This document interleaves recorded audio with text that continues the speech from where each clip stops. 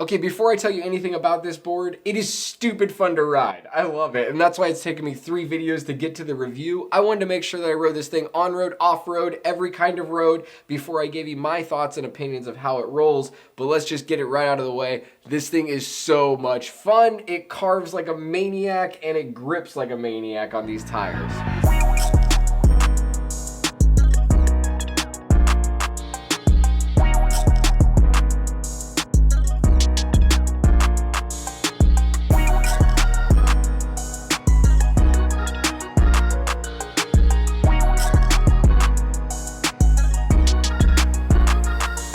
I'm excited today. I get to tell you my thoughts fully about the Miles X Panther. So first off, thank you to Miles Board for sending this to me so I could actually review it. So the first thing I'm going to talk about is just the name. I kind of like the name. I think it's fun having it called like the Sex Panther. It makes me think of Anchorman.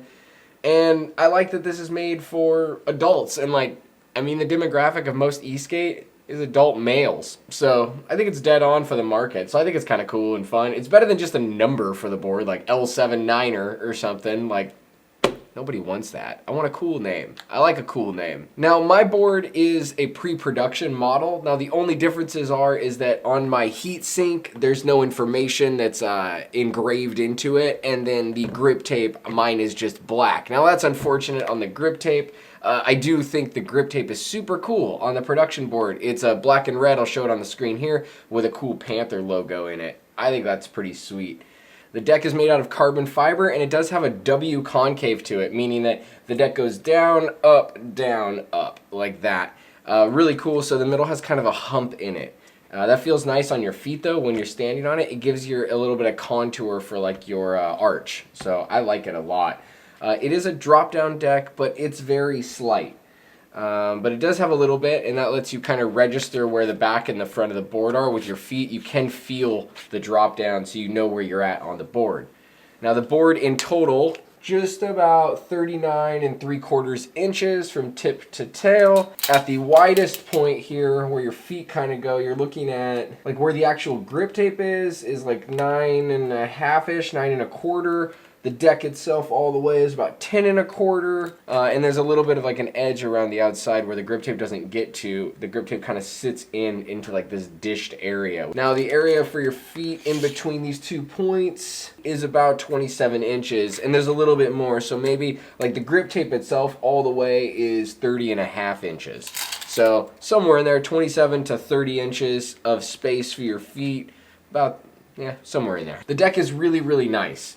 It's constructed super cleanly. It is a drop-through, drop-down deck, so you can see the tops of the trucks here going through the deck. But it does feel really, really sturdy. It's very thin, too. The deck's only got to be, I'll measure it, just maybe 1.5 inches. It's under that, it looks like. It's very thin, very sleek, very smooth, and it's designed super cleanly. I love seeing all the carbon fiber. Now, I already have some scratches on mine. You're going to get scratches, but it does look so clean when you first get on it. It's a clean, clean deck.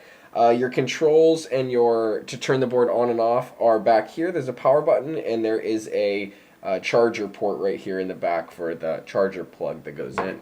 Okay, now moving on to the trucks. The trucks are double kingpin trucks. That means that there's 2 pivot points.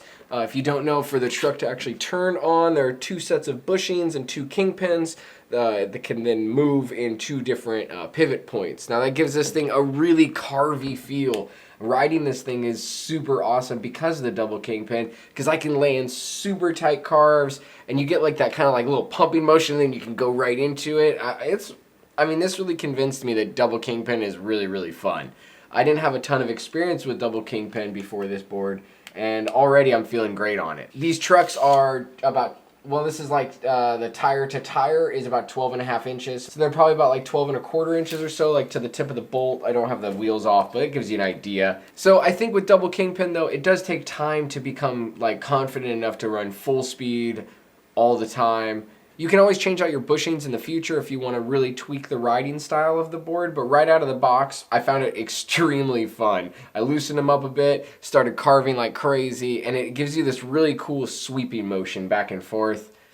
super epic. Love the trucks. Love, love, love the trucks. Now at the moment I have the 6-inch 150 millimeter AT wheels.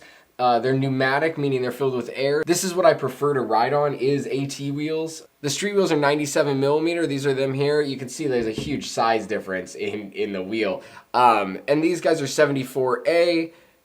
So they got a nice little softness to them. And they were really fun, but I just like AT wheels. I like the feeling. I like the grip. You can push as hard as you want into it, and it's just going to grip the ground. So I prefer ATs. But the street wheels, man, super fun, super torquey. So this is the Pro model. The Pro model is a belt drive board. I like belt drive a lot. It has a lot of torque in it for sure, but they are a little louder. And then you can also get the same board, but in a direct drive. And that means that instead of using a belt, the motor actually just goes straight off the truck, and you connect the wheel right to the motor. Now, direct drive are silent, and there's almost no rolling resistance when the board's off, but they don't produce as much torque. They still have a lot of torque, and they're a lot of fun, but it's not quite the same like instant torque and power that the belt drives do. And that's across any board, not just this one. So far, when I've really run the board hard, the motors don't get that hot. I've touched them after the rides, and just to see kind of how they're feeling. That's not a scientific measurement at all, but they're not like really, really hot or anything like that. Switching from the street wheels to the AT wheels is super easy. If you've ever done belt drive boards before, it's the same process. You just tighten and slide the motor with 4 little bolts. No big deal at all. So if you're worried about like maintenance and stuff on belt drive boards, it's not a big deal. Every like 700,000 miles or something, you'll change your belts, and that's about it. It's really not a huge deal. I really prefer it. The motors are 3,000 watts for the pair together, so 1,500 watts each. And it has a 12S 3P 648 watt hour battery made up of 21,700 cells. Now the board's rated to go about 35 miles, and that's going to be on the street wheels, riding a little mellower. I haven't done a full range test of the board yet, but I do think you can get those numbers out of it if you ride real mellow. Now the board weighs 25 pounds. It's not super lightweight or anything like that, but it is really clean design, so it's easy to pick up and carry. I usually grab it by both corners and just pick it up, but it's not, it's not insanely heavy or anything, but it's not light, I'm not gonna lie.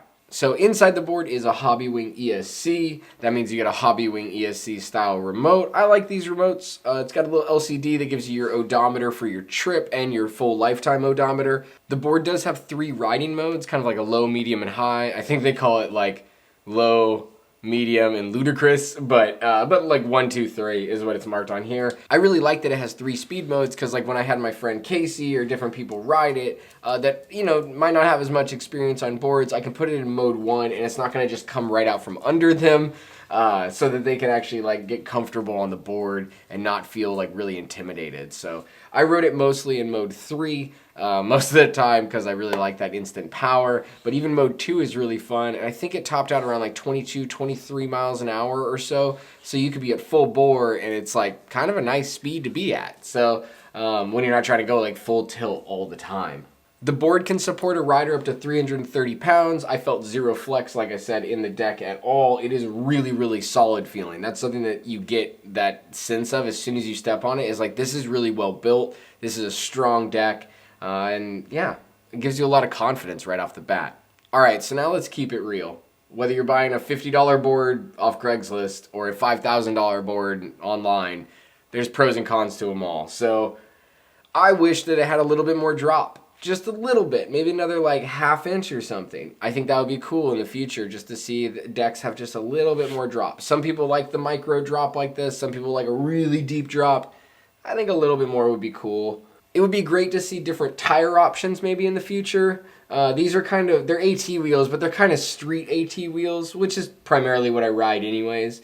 And to be quite honest, this board is not an off-road like champion. I think that this board's good for mixed terrain riding, really good on street, super awesome, especially with these tires. The thing can carve it up, love it. But off-road, I find carbon fiber decks to be pretty stiff for off-road, so it's hard to always stay on it if you're on really, really rough terrain. If you're on like a dirt path or dirt roads or fire roads, that kind of stuff, this thing will be fine. It's gonna go over like bad terrain, bad roads fine. It's just that you're gonna feel a lot of the vibrations and stuff because it is a stiff deck. So pros and cons to everything. Some people like a really flexy deck. Some people like a stiff deck. At higher speeds though, stiff decks are gonna give you a better feeling of like stability than a flexi deck is. So I don't know, but I could see that being a con if you guys are looking for a full-on off-road board. This is more of a mixed-use board. I mean, that's really it. That's all I can think of as cons. Yeah, I mean, and they're not even cons, they're just preferences, really. Like, I think it'd be cool to see different tires, maybe a little knobbier. I think it'd be cool to see a little bit deeper of a drop, but, like, I'm just nitpicking here, really. But you got to find those things where you can see some improvements in the future. So right now you can get this board for like 13 and change on Indiegogo. The price will probably change in the future, but that's a really good deal. This thing has a lot of value and is a really premium feeling board for not a super premium price. I had a ridiculous amount of fun filming these videos. If you liked them, go ahead and like and subscribe. If you have any questions or comments, drop them down below. I'd be happy to answer them, and I will see you guys next time.